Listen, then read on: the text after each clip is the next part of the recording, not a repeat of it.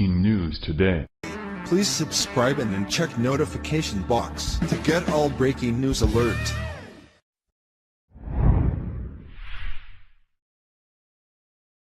Remember when Obama pardoned a crack dealer? Let's remind Democrats what he did to 3 people after being released.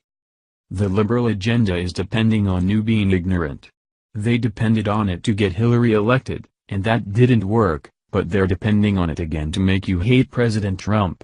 Any 7th grade civics class could tell you what the president is allowed to do, under national law, but every time President Trump does one of these things that he's supposed to do, the media makes it sound like he's going rogue and has to be stopped. They're framing the narrative to make you believe that the nation is spinning out of control. But we're not ignorant, and we proved that when we elected President Trump, and we prove it every time we hold the media or a dirty politician's feet to the fire on a clean-cut issue. We also prove it when we remember that President Trump is exercising the exact same executive privileges that every other president has, including Barack Obama. This might make for some uncomfortable conversations with the liberals in your life, but it's important to dispel this monster myth that the media is building of President Trump. Just this week the president pardoned the sheriff from Arizona whose prosecution was hotly disputed for quite some time. Arpaio, who is 85, was found guilty of criminal contempt for defying a judge's order to stop traffic patrols that allegedly targeted immigrants. He basically decided to crack down on illegals, and the courts blasted him for it. President Trump decided that this senior citizen probably wasn't a huge threat to society, and cut him loose. This has enraged liberals beyond belief. But before you listen to them talk about how awful Arpaio is, or how egregious a breach in justice his release was, let's talk about someone that Obama put back out on the streets. A convicted crack dealer who left prison early as part of the Obama administration's mass release of federal inmates has been indicted by a grand jury for fatally stabbing his ex-girlfriend and her 2 kids in Columbus, Ohio. The gory crime drew national attention because the children, ages 7 and 10, were murdered to eliminate them as witnesses in the brutal massacre of their 32-year-old mother.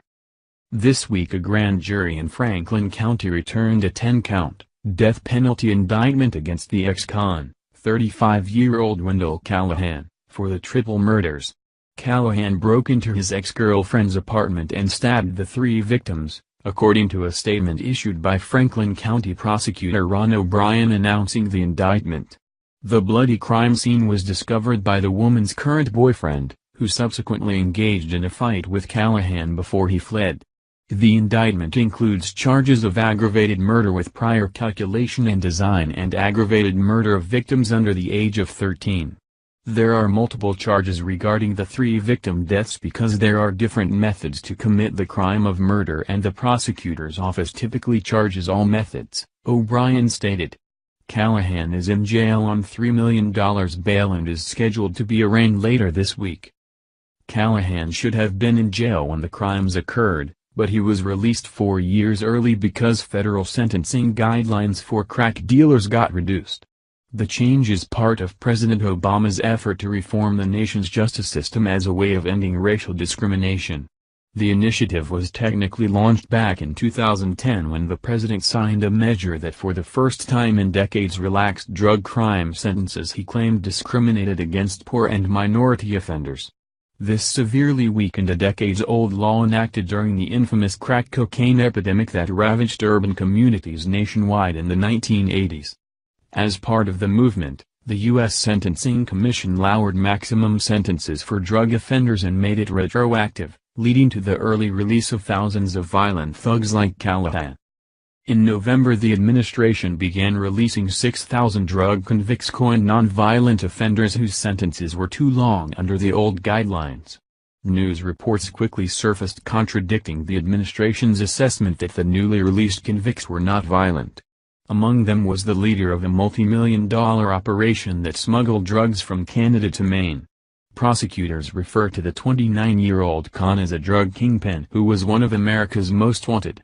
Shortly before the administration's mass release of drug convicts, federal prosecutors warned that drug trafficking is inherently violent and therefore the phrase non-violent drug offenders is a misnomer. The nation's prosecutors also cautioned that reducing prison sentences for drug offenders will weaken their ability to bring dangerous drug traffickers to justice. The word ignorant comes from the word ignore. You can be highly intelligent, and choose to ignore the facts, and you can have a third-grade education and make sure that you're informed. The very best thing that you can do to keep America safe is to not ignore what people try to cover up. Many people want you to ignore history and just trust what they're telling you now, but if you do that, you're likely to get taken for all you're worth. The idea that President Trump is somehow out of line for pardoning an 85-year-old sheriff who used unconventional methods to enforce the law, but Obama gets a pass for putting murderers on the street is absurd. Even if you don't support a particular pardon, don't forget that this is nothing new. It's an executive decision that presidents are allowed to make, and do all the time. Thank you for watching this video. What do you think about this? Share this on Facebook and Twitter along with your comments.